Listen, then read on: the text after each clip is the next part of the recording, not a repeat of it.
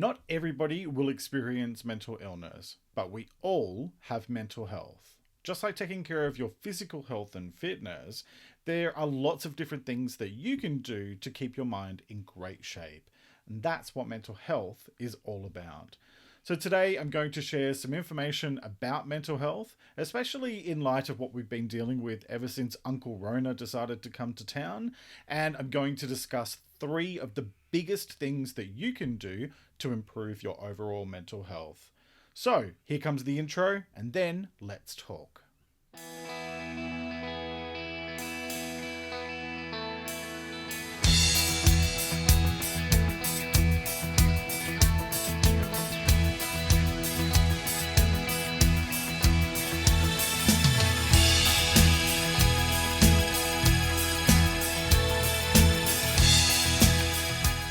Hello and welcome to another episode. I'm Jeremy Godwin. Thank you for joining me. This week is a bit of a back to basics conversation all about mental health because I spend a huge amount of time talking about the subject every week, both here and on the podcast.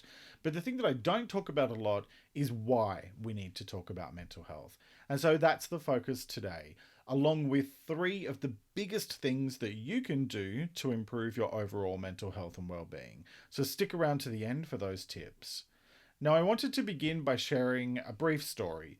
A few years ago, when I was working on a book about depression and anxiety, someone said to me, "Ugh, no, not another book about mental health. Do we really need to keep on talking about this?"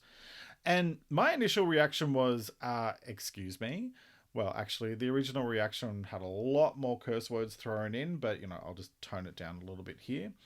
But once I calmed down, my next thought was, actually, yeah, we do need to still talk about mental health, especially if that's the reaction from assholes like you. Now, I don't know whether or not this person had any kind of experience with mental health issues, and I won't ever know either because I choose not to speak to that person anymore. But it wasn't exactly the most understanding or enlightened reaction to what I was talking about. And the thing is that I've found over the past decade or so that there is a huge difference between talking about mental health and actually understanding it. For the most part, I think there's a lot less stigma than there used to be. I mean, people with mental health challenges aren't being dragged off to the asylum anymore, which is great, but we still have a long way to go. Sadly, it's human nature to make fun of things that we don't understand, and so that is why we really need to talk about mental health, because we need more understanding. Because the thing is, we all have mental health.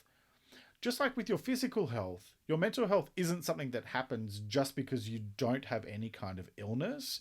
Health and fitness takes work and perseverance, regardless of whether you're talking about mental or physical health.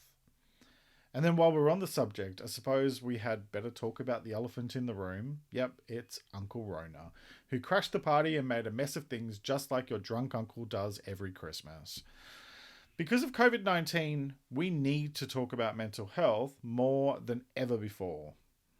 Because going through multiple lockdowns and living in constant fear of a virus and what it might do to you and to your loved ones, not to mention the effects of being isolated for very long periods of time and just not being able to go about life in a carefree way, well, let's just call all of that exactly what it is.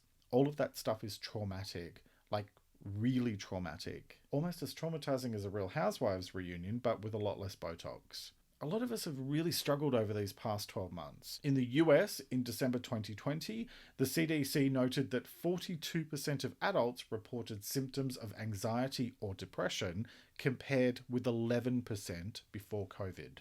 And in the early days of the pandemic, the World Health Organization noted elevated rates of stress or anxiety, along with the potential for higher levels of loneliness, depression, harmful alcohol and drug use, and potentially self-harm. So, why am I telling you all of this? Is it to depress you?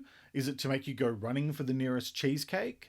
No, I'm saying this because we need to talk about how we're feeling. And if we feel like shit sometimes, or a lot of the time, then we need to be honest about that.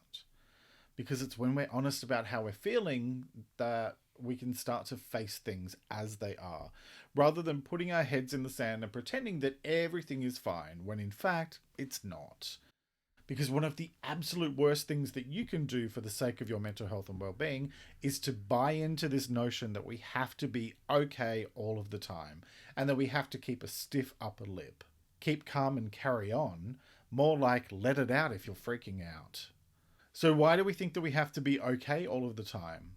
Well, it's because we all want to be happy. And so we convince ourselves that we have to be okay all the time in order to have any hope of being happy. Which would be great in theory, but the reality is that life will always throw things at you, because that's the way life goes. We face challenges at work or at home, we lose loved ones, pandemics and natural disasters happen, our favourite TV show comes to an end. The thing is, I think we need to reframe traumatic events a little bit. I think we should recognise them for what they are, an unavoidable part of life that has the potential to teach us something important. Even if we would never have chosen for that thing to happen, we can still choose to grow from it. I don't know about you, but I live with anxiety, and so I've been enjoying the not so enjoyable thrills of the Rona roller coaster. The ups, downs, and roundarounds of this thing will absolutely be enough to make you throw up if you're not careful. But there have still been plenty of positives that have come out of the last 12 months. Not least of which is that I, as a homebody, now have a socially acceptable excuse to stay at home, but that's a whole other thing. I think that one of the biggest positives to come out of this has been that we are now talking about mental health much, much more than we have ever before. Even if that's just happening because so many of us are struggling, it's actually a good thing because it means that we're having conversations about this stuff that are just far more honest than what we've ever been talking about before. And so that brings me to my final point, which is that in light of everything that's been going on, I want to give 3 of the biggest things that you can do to improve your mental health. This applies whether or not you're stuck in lockdown, whether or not the Rona roller coaster is going on. Regardless of what's going on in the world, I think these are 3 things that, for both internal and external factors, these are things that you can really dig into, focus on, and over time, they will play a massive role in terms of improving your mental health and well-being. So, the first is self-awareness. I recently covered this topic on the podcast in episode 62, and self-awareness is a big deal for your mental health and well-being because when you know yourself and you are completely honest with yourself and what's working in your life and what's not working so well, then you can begin to identify where changes potentially need to make. And you can identify changes that will actually have a higher likelihood of working because you're then coming at it from a place of truth instead of convincing yourself that you're fine when you're actually not. Which leads to my second point, to make self-care a priority. Find out what works for you and what makes you feel happy, and then do those things every single day. I make time to read purely for entertainment every day, and I also make sure that I never have a day go by without music. Bonus points for a bit of karaoke either at home or in the car. Just trust me when you say you don't want to hear me doing it. But, find what works for you. Do what brings you joy, because whatever it is that brings you joy will recharge your batteries, and it helps you to feel like you've got the strength to be able to take that next step, even if that next step is just a tiny little step in the right direction. If you're after more self-care ideas, please check out episode 6 of the Let's Talk About Mental Health podcast. And then my final tip is daily self-improvement. Now, I talk a lot on the podcast about growth, and in fact, I covered it back in episode 37. And I talk about how I think that the point of life is to be the best version of ourselves possible. Well, how do you do that? You do something to improve yourself a little every single day. Again, what that looks and feels like is going to be up to you. Read an article or a book. Watch a tutorial. Listen to a podcast. I happen to know a pretty good one if you're interested. There are countless different ways to work on improving yourself every day, so mix it up and try different things to see what feels right for you. But the main point here is to prioritize your self-care.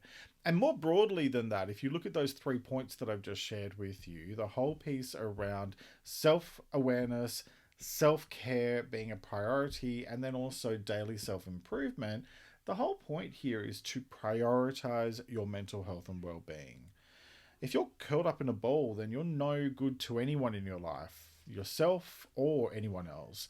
And you're certainly not going to be having a great time of it. So if you do things every single day to look after your mental health, and then of course, if you are struggling, get some external support, then what you're going to do is be able to take those small steps to work through any kind of challenges that you're dealing with.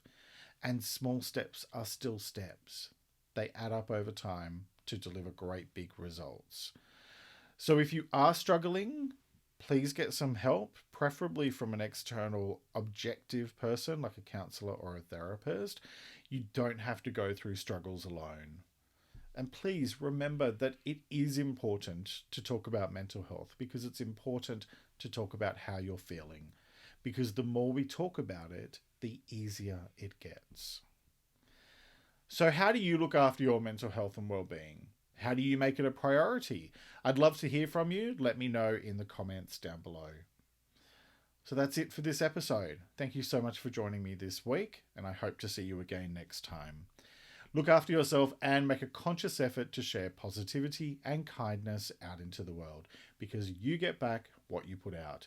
Take care and talk to you next time.